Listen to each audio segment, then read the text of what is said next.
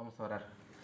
Gracias, oh Dios, una vez más, que estamos juntos. La iglesia se reúne cada día del Señor para honrarte, alabarte, exaltar tu nombre, buscar tu rostro también. Te alabamos, oh Dios, por lo que tú eres, por tu persona, por la gran obra que has hecho por nosotros también, al enviar a tu Hijo Jesús a morir en aquel Calvario por nosotros. Gracias por darnos vida cuando estábamos muertos en delitos y pecados, ajenos a las promesas, lejos de la ciudadanía de Israel. Gracias por acercarnos, oh Dios. Los méritos son de Cristo, no nuestros. No te hemos escogido a ti, tú nos has escogido en tu gracia para hacernos hijos tuyos, para bendecirnos, para manifestar tu grandeza. Así que en esta tarde estamos verdaderamente agradecidos, oh Dios. Agradecidos también por la Escritura, por preservarla aún para nosotros en nuestro idioma, disfrutar a leerla y estudiarla, compartirlas con otros también. Cuántas dádivas nos has dado, oh Dios. Queremos pedirte que bendigas este tiempo en el cual vamos a estar pensando en tu palabra. Lo hacemos como siempre, en el nombre de Jesús. Amén. Bueno, vamos a seguir con este capítulo 13 que habíamos comenzado el domingo pasado, acerca del primer viaje misionero de Pablo y Bernabé. Siempre menciona a Bernabé primero. Parece que hasta ese momento era la cabeza, era el líder que iba guiando todo, pero desde aquí parece que ahora el líder es Pablo y quien va tomando las decisiones. Bueno, creo que podemos decir que el primer viaje misionero de Pablo y Bernabé fue todo un éxito, ¿verdad? Un éxito. En Salamina pudieron compartir el evangelio en algunas sinagogas de los judíos y en Pafos ganaron una batalla por el alma de un procónsul llamado Sergio Paulo, ¿verdad? Una salida verdaderamente exitosa. Tal vez alguien pueda llegar a decir, pero ¿te parece exitosa solamente por compartir el evangelio en diferentes lugares y por haber ganado un alma? Bueno, si no se hubiese convertido nadie al mensaje de Pablo, de todas maneras la salida misionera hubiese sido exitosa. Deberíamos llamarla exitosa. ¿Por qué? Porque la cantidad de personas que se convierten con tu mensaje no determina el éxito, sino la fidelidad al mensaje bíblico. Eso es ser exitoso. Yo recuerdo hace unos años, por compartir el evangelio en las plazas y en los parques con la iglesia, un hermano me dijo, pero resulta eso. ¿Cuántos se convirtieron? Bueno, estaba manifestando una idea muy pragmática, ¿verdad? Si no sucede nada, es un fracaso. Esa era la manera que tenía de ver las cosas él. Pero creo que no entendió que lo importante es que Dios sea glorificado. Y Dios es glorificado si se convierte en 5.000 personas como el segundo sermón de Pedro.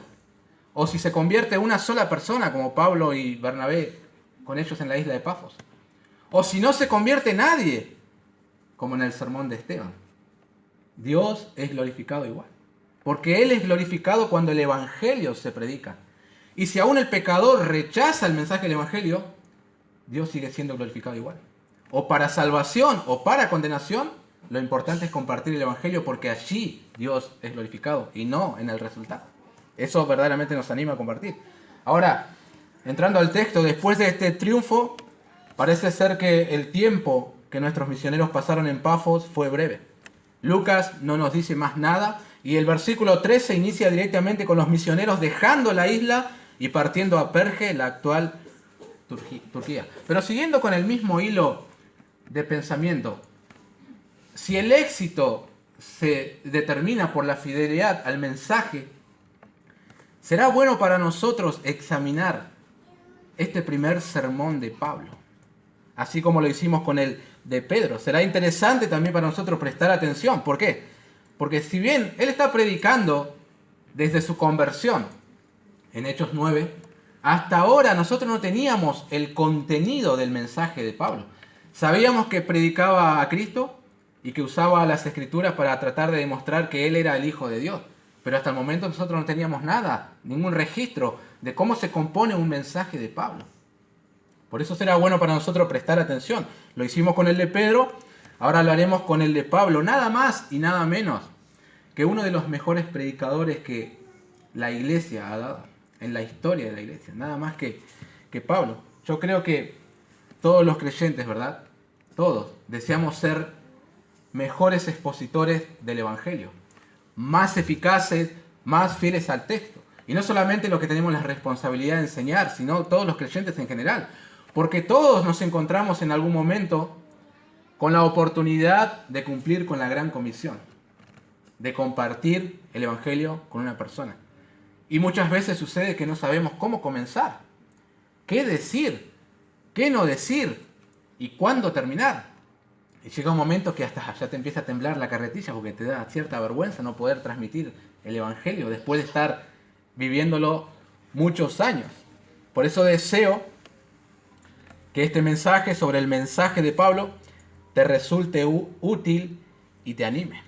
A veces sucede que estamos delante de una persona y decimos, oh Dios, hice un desastre. Tuve una maravillosa oportunidad y no le dije nada. Desaproveché la oportunidad. Pero qué gozo se siente cuando estás delante de una persona y le compartís el Evangelio. Te vas con gozo diciendo, gracias Señor. Le dije de todo, hacé la obra en él. Mi deseo es que este mensaje te anime a que cuando estás delante de un no creyente puedas decirle, así dice el Señor. Pero también que te ayude a comprender mejor el Evangelio. O que te recuerde qué es el Evangelio. El sermón de Pablo es verdaderamente sencillo pero profundo. Consta de 3 puntos principales. Él comienza haciendo un resumen del Antiguo Testamento para mostrarle a su audiencia la misericordia de Dios. Luego les hablará de Jesús como la máxima provisión de Dios y finalmente les hará una invitación al arrepentimiento acompañado de una solemne advertencia. Eso será el mensaje de Pablo. Así ya tenemos nuestro bosquejo para el día de hoy. Si quieres titular esto, puede ser Pablo predica a Jesús o el Evangelio según Pablo. Comenzamos a desarrollar entonces nuestro primer punto, la misericordia de Dios con su pueblo. Hechos 13, versículo 13 hasta el 22. Habiendo zarpado de Pafos, Pablo y sus compañeros arribaron a Perge de Panfilia. Pero Juan, apartándose de ellos, volvió a Jerusalén. Ellos, pasando de Perge, llegaron a Antioquía de Pisidia y entraron en la sinagoga un día de reposo y se sentaron. Y después de la lectura de la ley y de los profetas, los principales de la sinagoga mandaron a decirles, varones hermanos, si tenéis alguna palabra de exhortación para el pueblo, hablad. Entonces Pablo, levantándose, hecha señal de silencio con la mano, dijo, varones israelitas y los que teméis a Dios, oíd. El Dios de este pueblo de Israel escogió a nuestros padres y enalteció al pueblo, siendo ellos extranjeros en tierra de Egipto, y con brazo levantado los sacó de ella. Y por un tiempo como de 40 años los soportó en el desierto. Y habiendo destruido 7 naciones en la tierra de Canaán, les dio en herencia su territorio. Después, como por 450 años, les dio jueces hasta el profeta Samuel. Luego pidieron rey, y Dios les dio a Saúl, hijo de Cis, varón de la tribu de Benjamín, por 40 años. Quitado éste, les levantó por rey a David, de quien dio testimonio diciendo, he hallado a David, hijo de Saí, varón conforme a mi corazón, quien hará todo lo que yo quiero. Qué buena oportunidad, ¿verdad? Se le presentó a Pablo para compartir el Evangelio. No todas las veces que vas a evangelizar vas a tener una puerta así abierta. No siempre vas a tener el lugar para agarrar el micrófono y dar una exhortación al pueblo. La providencia de Dios detrás de esto, ¿verdad? Y Pablo tenía que aprovechar la oportunidad que le dieron en esa sinagoga para hablar del Señor Jesús. Pero antes de que Pablo tome la palabra y se introduzca, Lucas nos cuenta un pequeño gran detalle. El versículo 13 nos dice, pero Juan, apartándose de ellos, volvió a Jerusalén. Un pequeño golpe a la victoria que habían tenido en Pafos con aquel mago, ¿verdad? Las misiones también presentan estos desafíos, hermanos. Cuando tus compañeros de ministerios abandonan la obra. ¡Qué momento terrible! Llegando al final de su ministerio, Pablo, escribiéndole a Timoteo, le dijo que todos le habían abandonado. Solo Lucas estaban con él. Algunos tomaron diferentes rutas. Demas se había ido al mundo. Un tal Alejandro el calderero le había causado muchos males. Y aquí el tal Juan abandona el barco. Siempre acostumbrado Pablo a ese tipo de trato. Ahora, parece ser que el regreso de Juan Marcos a Jerusalén no fue en son de paz. Bueno, muchachos, me vuelvo a casa porque la obra ha terminado. No. Pablo se molestó por esto que hizo este joven, de dejar la obra y volverse a su casa en Jerusalén. Luego veremos que en el capítulo 15, Bernabé quiere llevar nuevamente consigo a Juan a otro viaje misionero. Pablo no quiso. Tuvieron una discusión y los compañeros de ministerio, de misiones, terminan separándose.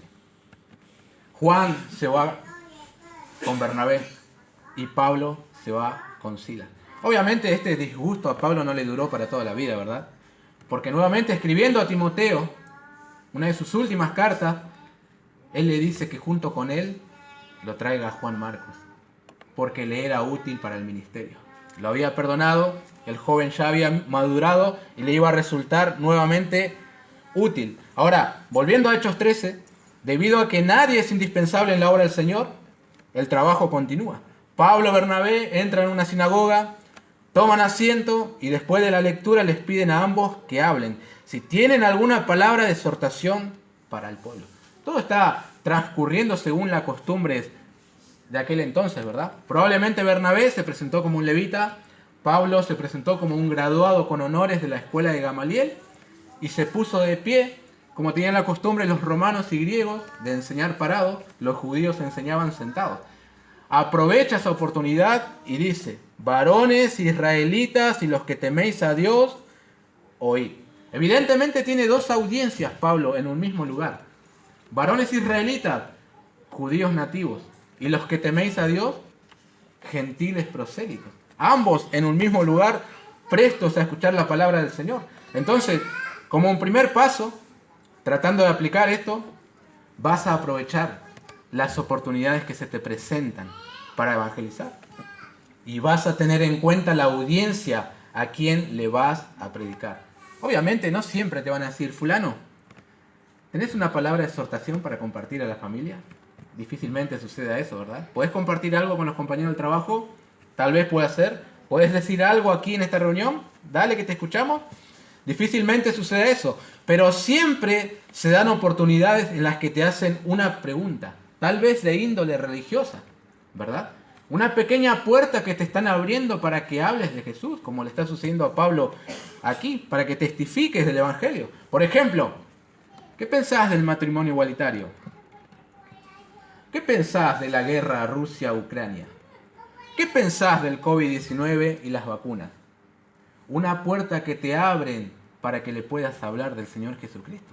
Todos los caminos conducen al Señor Jesucristo y nosotros debemos aprovechar eso. Pablo está en una sinagoga buscando oportunidades para presentarles el Evangelio y gracias a Dios la tuvo, se la dieron. Ahora, veamos un poco el contenido del mensaje de Pablo, que es lo que nos interesa a nosotros. El versículo 17 comienza diciendo: el Dios de este pueblo. El mensaje de Pablo, hermanos, es totalmente teocéntrico. Todo se trata de Dios, de lo que hizo y lo que está haciendo. Qué distinto al mensaje que muchos hoy pregonan, ¿verdad? Que se centra completamente en el hombre, en los problemas que él tiene, en que él pueda alcanzar su máximo potencial. Entonces la iglesia se convierte en un consultorio. Los asientos en el diván del paciente y el púlpito, el lugar en el cual el psicólogo tratará de resolver los problemas de los fieles. Eso sucede. Ahora, noten las palabras de Pablo, versículo 17. Dios escogió a nuestros padres, enalteció, los sacó de ella. Versículo 18, los soportó en el desierto. Verso 19, les dio herencia. Verso 20, les dio jueces. Verso 21, les dio a Saúl. Verso 22, les levantó por rey a David. Todo se trata de lo que Dios hizo por su pueblo. Por amor, por misericordia, por el pacto que había hecho a David y porque de la descendencia de ellos nacería el Mesías. Cambia, hermanos queridos, completamente tu enfoque en todas las áreas de tu vida cuando entiendes que todo se trata de Dios. De hecho, venimos a este lugar, nos reunimos aquí, no primeramente por nosotros, por el bien que podamos recibir, ni nada por el estilo. Nos reunimos por el Señor, por Él, no por nosotros. Tal vez alguien piense que aquí encontrará una palabra mágica que resolverá sus problemas o algún tipo de bendición especial, pero estamos aquí independientemente de si recibimos algo a cambio o no. Nos reunimos para honrarlo, para darle gloria, para tributarle alabanzas a Él. Por eso estamos hoy aquí. Él es la persona central de nuestros cultos. Sigan prestando atención al mensaje de Pablo. En el verso 17, Pablo habla sobre la elección de Dios a su pueblo Israel. En el verso 18 nos muestra la paciencia de Dios al decir que soportó a su pueblo 40 años en el desierto.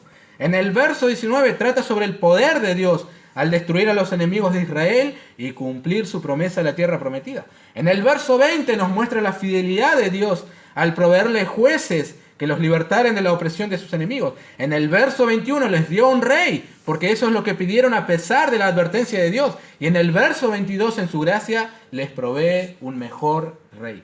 Pablo exalta a Dios. Ese es el mensaje que quiere comunicar. Como diciéndole a su audiencia, dejen de estar pensando en Moisés, en Abraham, en la ley, en los ritos, en la circuncisión y en toda la historia de Israel, y enfóquense en el Dios de la historia. A eso quiere conducir a su audiencia, aprovechando que le dieron un lugar para dar una palabra de exhortación. Él lo quiere presentar al Señor Jesucristo. Pero a su vez, también tiene el propósito de mostrar las fallas, los fracasos y los pecados del pueblo. Pero déjenme hacer una mención más. Probablemente en tu vida habrás escuchado un mensaje acerca de David y Goliat, ¿verdad? ¿Quién no ha escuchado? ¿Quién era el mensaje central, el héroe de esa predicación? David, seguramente. Eso es lo que nos sucede hoy. Nos hemos centrado en el hombre y hemos olvidado que Dios es el centro. Y que la persona que se destaca en ese relato es Dios, usando a un jovencito para derrotar a un gigante. Y no un jovencito derrotando al gigante. Dios es el personaje central. Eso es lo que está haciendo Pablo, diciéndole, señores, tienen que prestar al Dios de la historia, a lo que Él hizo con su pueblo. Yo estaba acostumbrado a leer esa historia y decía, mira qué bueno el pueblo de Israel. Nos dio a Esaú, nos dio a Jacob, nos dio a Abraham, nos dio al rey David. Y estaban desviando a Dios. Y Pablo los enfoca nuevamente. Ahora, como dije, también Pablo tiene un doble propósito, es mostrarle los pecados del pueblo. Es decir, da su debido lugar a cada uno. Eso es evangelizar, hermano. Colocar a Dios en su lugar de Salvador y colocar al hombre en su lugar de perdido y muerto en delitos y pecados. Dios es misericordioso, el hombre es un pecador. Dios es paciente, el hombre es un rebelde. Eso es evangelismo. Ahora, ¿dónde ves esa doble mención que estoy haciendo aquí? En el verso 17 nuevamente muestra la condición del pueblo, extranjeros en Egipto y que de no haber sido por la intervención de Dios, seguirían así. En el verso 18 muestra la rebeldía del pueblo al quejarse, al murmurar, al desobedecer a Dios en el desierto. En el verso 19 muestra la impotencia y debilidad del pueblo. Fue Dios quien destruyó a sus enemigos y no ellos. En el verso 20 muestra la rebeldía del pueblo al dejar a su Dios. Por eso fueron oprimidos por sus enemigos y necesitaron jueces libertadores. En el verso 21 vemos la falta de confianza en Dios y su mal deseo de ser como las otras naciones. Por eso pidieron un rey, rechazando a Dios. Y en el verso 22 vemos el fracaso del pueblo al elegir ese rey. Por eso Dios les tuvo que presentar o levantar a otro rey mejor. ¿Qué quiero decir con esto? Asegúrate que cuando compartes el evangelio, coloques a Dios en su debido lugar. Y no a Dios en el lugar del hombre y al hombre en el lugar de Dios. Hay que tener cuidado con eso. El hombre está corrompido y muerto, no puede salvarse a sí mismo. Su único potencial es el pecado. Es lo que Pablo le está mostrando a su doble audiencia. Pero así también, Dios es misericordioso, bueno, santo y justo. Esas dos cosas está hablando aquí. Pablo aprovechó la oportunidad de hablar en la sinagoga, se encargó de exaltar a Dios y demostrar la condición pecadora del hombre. A lo mejor ellos estaban esperando una palabra que les acaricie el alma. Ustedes son especiales porque son el pueblo escogido de Dios. Vengan, vamos a darnos un abrazo simbólico y 3 hurras para Israel. Y de repente Pablo le sale con artillería pesada. Es porque la gente necesita saber quién es Dios y saber quién es el hombre. Pero bueno, saber lo misericordioso que fue Dios con el pueblo en el pasado y saber lo pecador y desobediente que fue y es el hombre no soluciona el problema. Presentar solamente eso es un evangelio incompleto. Por eso veamos en segundo lugar la máxima provisión de Dios, Jesús. Versículo 23 hasta el 37. De la descendencia de este, conforme a la promesa, Dios levantó a Jesús por Salvador a Israel. Antes de su venida predicó Juan el bautismo de arrepentimiento a todo el pueblo de Israel. Mas cuando Juan terminaba su carrera, dijo: ¿Quién pensás que soy? No soy yo él, mas he aquí viene tras mí uno de quien no soy digno de desatar el calzado de los pies. Varones hermanos, hijos del linaje de Abraham, y los que entre vosotros teméis a Dios, a vosotros es enviada la palabra de esta salvación. Porque los habitantes de Jerusalén y sus gobernantes, no conociendo a Jesús ni las palabras de los profetas que se leen todos los días de reposo, las cuales las cumplieron al condenarle, y sin hallar en él causa digna de muerte, pidieron a Pilato que se le matase. Y habiendo cumplido todas las cosas que de él estaban escritas, quitándolo del madero, lo pusieron en el sepulcro. Mas Dios le levantó de los muertos. Y él se apareció durante muchos días a los que habían subido juntamente con él de Galilea a Jerusalén, los cuales ahora son sus testigos ante el pueblo. Y nosotros también os anunciamos el evangelio de aquella promesa hecha a nuestros padres, la cual Dios ha cumplido a los hijos de ellos, a nosotros resucitando a Jesús, como está escrito también en el Salmo 2: mi hijo eres tú, yo te he engendrado hoy. Y en cuanto a que le levantó de los muertos, para nunca más volver a corrupción, lo dijo así: os daré las misericordias fieles de David. Por eso dice también en otro salmo: no permitirás que tu santo vea corrupción. Porque a la verdad David, habiendo servido a su propia generación según la voluntad de Dios, durmió, y fue reunido con sus padres, y vio corrupción. Mas aquel a quien Dios levantó, no vio corrupción. La meta, hermanos, de Pablo, al hacer mención de las cosas que Dios hizo por su pueblo, ese resumen que hizo, tenía el propósito de llegar a este punto. Ese es el propósito. No está inventando nada nuevo, no es algo ajeno al pueblo de Dios. Él mencionó aquellas cosas pasadas para hacer una conexión con la persona de Jesús. Allí quería llegar Pablo. Y fíjense que inmediatamente les dice que Jesús es el Salvador que Dios proveyó como cumplimiento de las profecías. En el versículo 23, Dios levantó a Jesús por Salvador de Israel. Ahora, piensen por un momento. La gente que está reunida allí es básicamente religiosa. Se podrían llegar a preguntar: ¿necesitamos un Salvador para qué? ¿O un Salvador de qué? Tal vez que nos liberte de este yugo de los romanos. ¿O para qué queremos un Salvador? La realidad es que necesitaban un Salvador para sus almas. Eso es lo que necesitaban. Era el problema más grande que tenía la nación de Israel y que tiene la humanidad entera: la necesidad de un Salvador. Y Pablo le está comunicando a esta gente religiosa que conoce la ley de Dios, que leyeron las profecías. Entonces, si ellos conocían por lo menos las profecías, no que las entendían, sino que las conocían, y aún así necesitan un Salvador, ¿cuánto más aquellos que estaban lejos de la ciudadanía de Israel? ¿Y cuánto más aquellos gentiles prosélitos que estaban ahí también, en esa misma sinagoga? Los gentiles reunidos y los gentiles de toda la historia, hasta el día de hoy, necesitan un Salvador. Y el mensaje no ha cambiado, queridos hermanos. Han pasado casi 2000 años, pero sigue siendo el mismo. La necesidad del hombre es la misma, siempre, en toda la historia de la humanidad. Desde la caída del Edén, en el Edén, hasta esta reunión. Algunos dicen: necesitamos un cambio de gobierno para que la cosa mejore. Necesito una semana de relax. Necesito un nuevo trabajo, necesito solucionar este problema emocional, necesito una esposa, una familia para estar bien. No. Primero necesitas un Salvador. Eso es lo que necesitas. Un Salvador para tu alma. Porque, ¿qué aprovechará al hombre si ganare todo el mundo y perdiere su alma? ¿O qué recompensa dará el hombre por su alma? Mateo 16, 26. Y la buena noticia es que Dios levantó a Jesús por Salvador. Esa es la noticia más impactante que podría haber escuchado esa gente reunida en esa sinagoga. Jesús es el Salvador que necesitan. Y Pablo quiere demostrar esto ahora, no apelando a la historia pasada, sino a la historia presente. Y va a presentar algunos ejemplos que para su audiencia no eran desconocidas, como por ejemplo el testimonio de Juan el Bautista. Eso hace en los versículos 24 y 25. Hombre que todo el mundo reconoció como un verdadero profeta. Hombre del cual Jesús dijo que entre los nacidos de mujer no había uno más grande que él.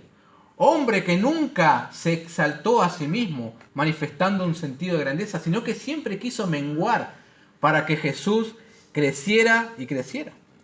Llegando al final de su carrera dijo, yo no soy el Cristo, viene después de mí y yo no soy digno de desatar la correa de su calzado. Y cuando vino dijo de él, he aquí el Cordero de Dios que quita el pecado del mundo. Juan también proclamó un mensaje de salvación, pero no él era el Salvador, vendría después de él. Ahora bien, para Pablo es necesario manifestar la respuesta del pueblo ante el mensaje de salvación que Juan anunciaba, que fue un rotundo rechazo, y sobre todo por sus autoridades. De eso hablan los versículos 27 y 28. Y lo rechazaron, yo creo que esto habrá sonado impactante para los que estaban reunidos en la sinagoga, lo rechazaron porque no conocían a Jesús, ni las palabras de los profetas. Esa gente que está en la sinagoga está asombrada escuchando a Pablo. ¿Cómo que nuestras autoridades no conocían las palabras de los profetas? ¿No? Aquellos que conocen la ley, le dice Pablo, de principio a fin no la entendieron, ni ellos, ni los gobernantes, ni nadie. Por eso condenaron al Salvador y pidieron a Pilato que lo sentenciara a muerte. La audiencia de Pablo está asombrada, con la boca abierta, escuchando estas cosas. Pidieron una palabra de exhortación, y aquí Pablo le está dando con un palo en la cabeza, diciéndoles ni siquiera entendieron la ley, ni siquiera podían interpretar correctamente las profecías, por eso le dieron muerte. Pero ahora viene uno de los puntos principales que tiene nuevamente como personaje central a Dios mismo. Ya saben quiénes dieron muerte al Salvador, pero noten quién realiza la acción en el versículo 30. Mas Dios le levantó de los muertos. ¿Notaron, hermanos? Que la historia siempre se repite. Dios es la historia es Dios. Todo se trata de lo que Él hizo, está haciendo y también lo que hará. Él siempre llevó adelante sus propósitos. Se había propuesto que el Mesías viniera, se encaminó a eso y vino. Y todo se está encaminando para que regrese otra vez. Hay más pruebas aparte del testimonio de Juan el Bautista. Dios lo resucitó y se apareció a sus discípulos. Eso es el versículo 31. La Escritura anunciaba eso, versículo 33 al 37. Jesús es la máxima provisión de Dios. A eso, solamente a eso fue Pablo a esa sinagoga, para presentarles a Jesús, nada más.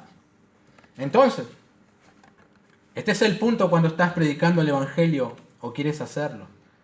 Tienes que conducir a tu audiencia a Jesús. La gente necesita oír de Él. No tanto de que hay posibilidad de que experimente la sanidad de su cuerpo.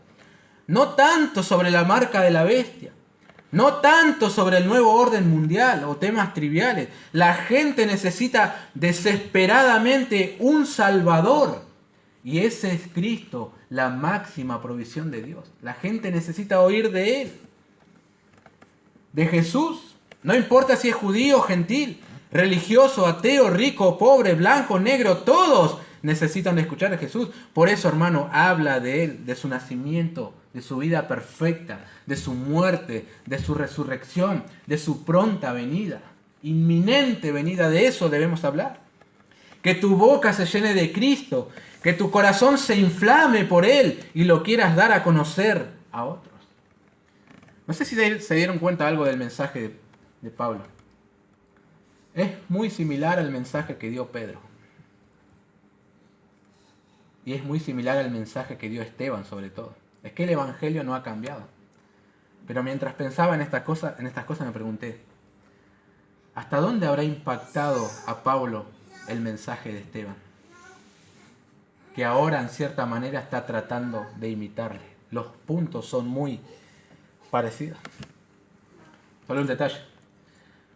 A toda presentación del Evangelio también siempre tiene que haber una parte en la cual el pecador es desafiado a responder a ese mensaje. Y esto nos lleva a nuestro último punto. En tercer lugar, hermanos, una invitación al arrepentimiento y una solemne advertencia. Versículo 38. Sabed pues esto, varones hermanos, que por medio de él se os anuncia perdón de pecados, y que de todo aquello de que por la ley de Moisés no pudisteis ser justificados, en él es justificado todo aquel que cree. Mirad pues que no venga sobre vosotros lo que está dicho en los profetas. Mirad, oh menospreciadores, y asombraos y desapareced, porque yo hago una obra en vuestros días, obra que no creeréis si alguien os la contare. Aquí nomás. Ahora, durante todo el mensaje de Pablo, ha exaltado la misericordia de Dios. Se ha encargado también de mostrar a su audiencia algo que más adelante dirá en su carta a los romanos, por cuanto todos pecaron y están destituidos de la gloria de Dios. Alguien dijo, todo judío piadoso tenía que proveerse de un sacrificio por el pecado cometido. Ya saben cómo funcionaba el sistema de la ley. Continúa, ningún sacrificio quitaba la conciencia de pecado. Simplemente era el medio que Dios había habilitado como figura representativa del sacrificio por el pecado, único y suficiente que Cristo llevaría a cabo entregando su misma vida en la cruz. Pero ahora Dios se había provisto de un cordero que quitaría el pecado. Y no solamente lo pasaría, lo cubriría, lo quitaría definitivamente. Ahora los hombres podían ser perdonados una vez y para siempre. Justamente como dice el verso 38, que en él se anuncia perdón de pecado. Es para que sus oyentes respondan al mensaje con arrepentimiento. Ustedes judíos y ustedes gentiles prosélitos necesitan del perdón de Dios. ¡Wow! Qué impactante decirle esto a un judío. Pero lo está diciendo.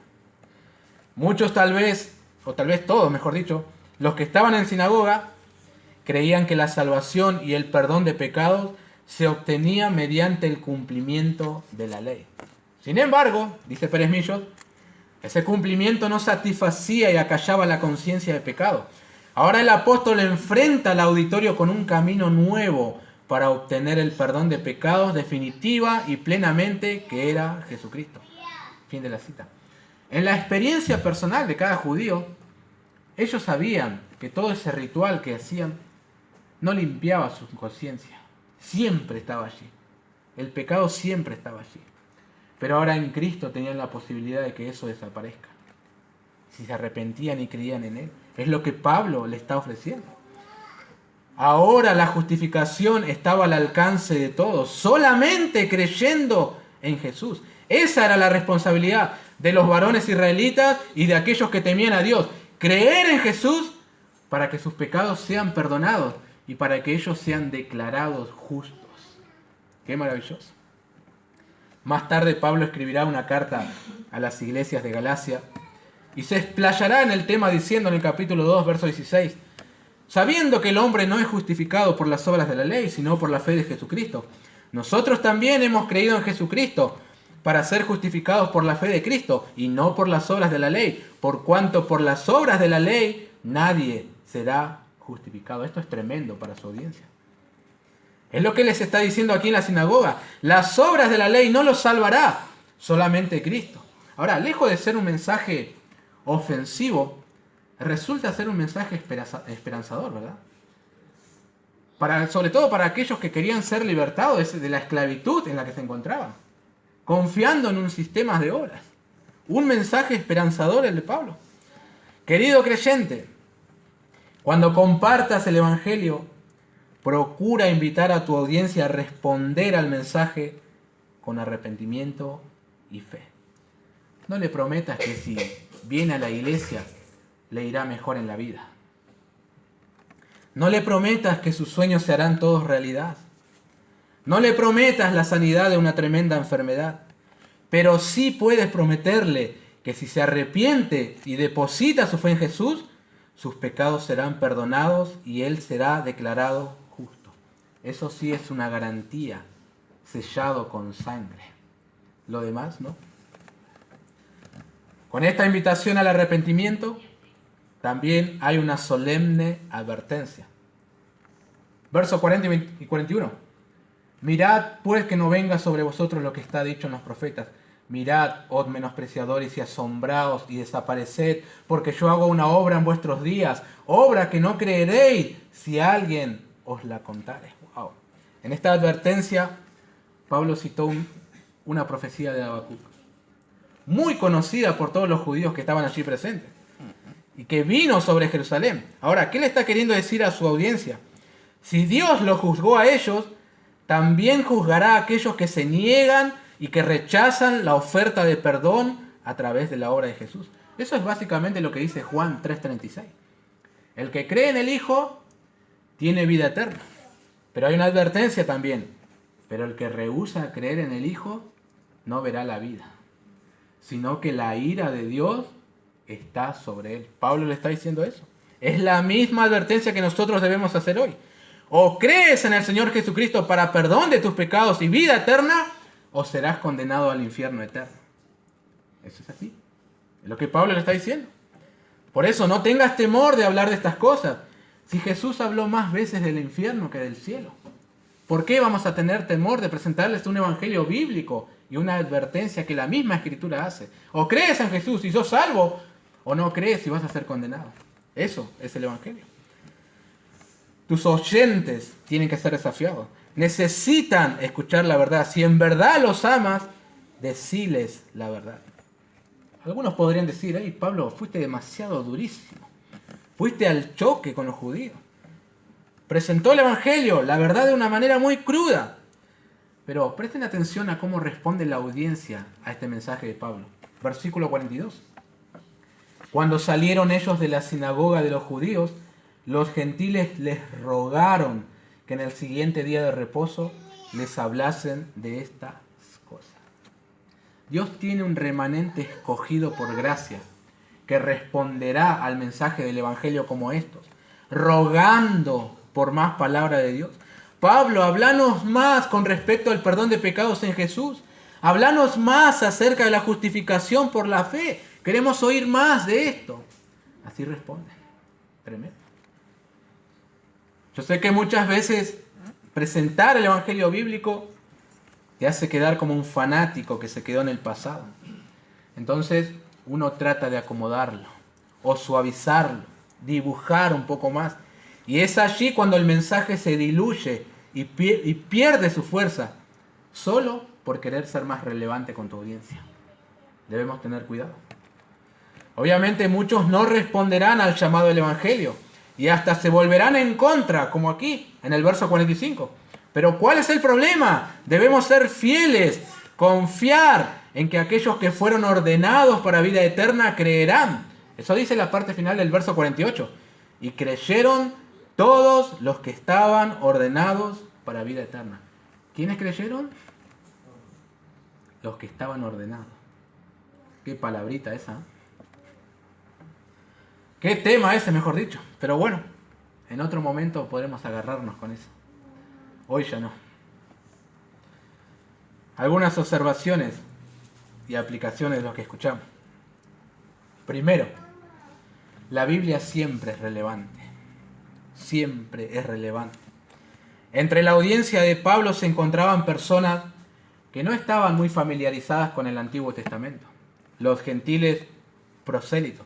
Bueno, simpatizaban con el judaísmo, pero podríamos decir que no la tenían tan clara a la ley de Dios. Sin embargo, Pablo no acomodó el mensaje para sonar más atractivo a esta gente o llegarles mejor, ¿no? Pablo apeló a la fuente y desde allí hizo un recorrido hasta llegar a Jesús. Y hoy sigue siendo de igual manera relevante e inspirada, tal como lo fue ayer.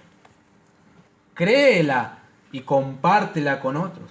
Desde un pasaje bíblico, haz un puente hasta llegar a Jesús. Eso es lo que hizo Pablo. Eso es lo que hizo Esteban. Esteban se explayó un poco más. Hizo un relato, un resumen casi de todo el Antiguo Testamento. ¿Para qué? Para llegar hasta Jesús. Eso debemos hacer nosotros. Sigue creyendo el mensaje de la Biblia. Compártela con otros. Y haz un puente para que llegues hasta Jesús. Eso necesita la gente. Segundo, la necesidad del hombre no ha cambiado. Hoy hablan de estrés, sanidad interior, crisis emocional, disforia de género, entre otras cosas que afectan al ser humano. Sin embargo, su necesidad apremiante sigue siendo la de ser perdonado de su pecado. Y gracias a Dios que Él ha provisto la solución a través de su Hijo Jesucristo. Por lo tanto, dalo a conocer. Habla de Jesús. Que vean en tu vida a Cristo reflejado. Eso va a impactar la vida de los que te rodean, tu familia. Que puedan ver a Jesús a través de ti. Tercero, Jesús no ha cambiado. Siempre habrá entre los creyentes personas que no conocen al Señor Jesús. Si eres uno de ellos, hoy te animo a que te arrepientas de tus pecados y deposites tu fe en Él. Él no ha cambiado. Sigue siendo el mismo Salvador. Por lo tanto, cree en Cristo y serás salvo hoy mismo.